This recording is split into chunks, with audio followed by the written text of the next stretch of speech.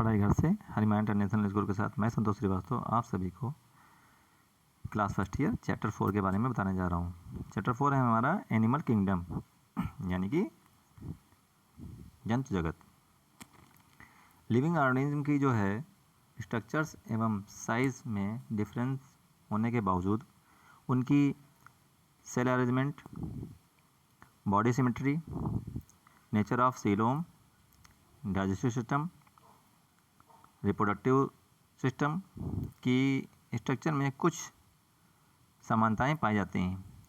इन विशेषताओं को क्लासिफिकेशन के बेस के रूप में यूज़ किया जाता है। इनमें से कुछ के बारे में यहाँ बताया गया है।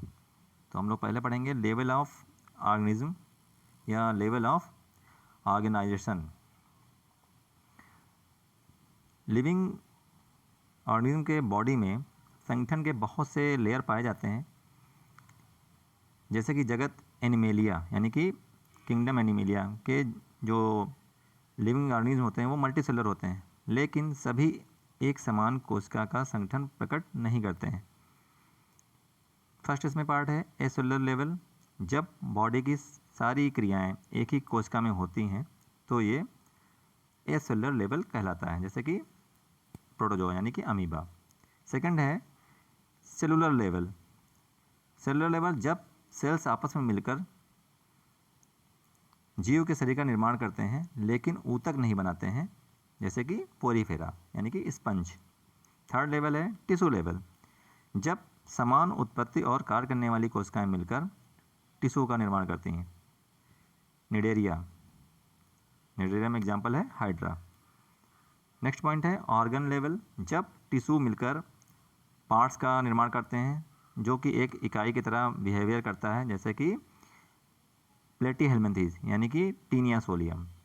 और लास्ट है ऑर्गन सिस्टम लेवल, यानी जब कई अंग आपस में मिलकर अंग तंत्र का निर्माण करते हैं, जैसे कि वर्टिब्रेट्स यानी कि मनुष्य में एक्सक्रीशन सिस्टम, डाइजेस्टिव सिस्टम।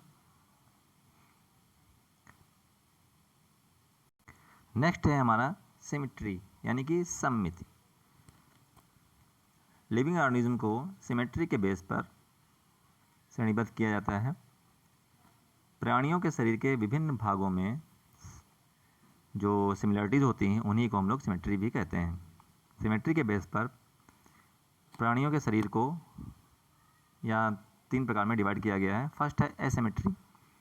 इस प्रकार की सिमेट्री वाले जंतुओं के शरीर को किसी भी पार्ट से डिवाइड करने पर हम 2 समान भागों में उसको डिवाइड नहीं कर सकते। ज़्यादातर स्पंजों का जो शरीर होता है वो साखित और अनियमित होने के कारण एसिमेट्री होता है। सेकेंड है आपका रेडियल सिमेट्री। रेडियल सिमेट्री वाले जंतुओं के अंग शरीर के सेंट्रल के चारों ओर रेडियल पर स्थित होते हैं, इसलिए इनके शरीर को अगर एक से अधिक रेडियल में काटा जाता है तो कटे हुए भाग संरचना एवं अंग विन्यास में समान होते हैं। एग्जाम्पल में दिया गया है हाइड्रा, टीनोप्लेना तथा स्टारफिश। थर्ड पार्ट है बायलैटरल सिमेट्री यानी कि द्विपार्श्व सममित। इस बायलैटरल सिमेट्री के जंतुओं के शरीर को ठीक 20 से काटने पर दोनों तरफ बराबर होते हैं। इनके शरीर में अधिकांश अंग जोड़ीदार होते हैं। ये शरीर के बीच के दोनों ओर दाएं बाएं व्यवस्थित होते हैं। अधिकांश विकसित जंतुओं में इकाइनोडर्मेटा को छोड़कर बायलैटरल सिमेट्री ही पाई जाती है, जैसे आर्थ्रोपोड यानी कि कीड़े मकोड़े, मोलस्का यानी कि ऑक्टोपस और वर्टिब्रेट्स में यानी कि मनुष्य। नेक्स्ट है जर्म लेयर। जर्म लेयर मतलब जनन स्तर। कोशिकाओं का यानी कि सेल्स का वह ग्रुप जो एम्ब्रियो डेवलपमेंट की प्राइमरी स्टेज में एक यूनिट की तरह बिहेवियर करता है।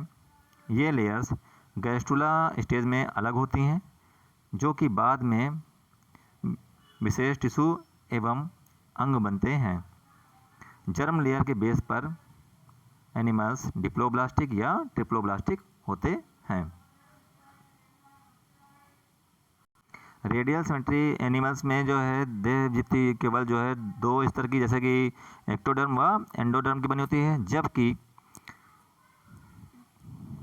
कार्डेट्स में 3 लेयर्स पाई जाती हैं, जिसमें जो है आपकी एक्टोडर्म, एंडोडर्म और मेसोडर्म होती है। नेक्स्ट क्लास में हम लोग बॉडी प्लान के बारे में पढ़ेंगे। Thank you.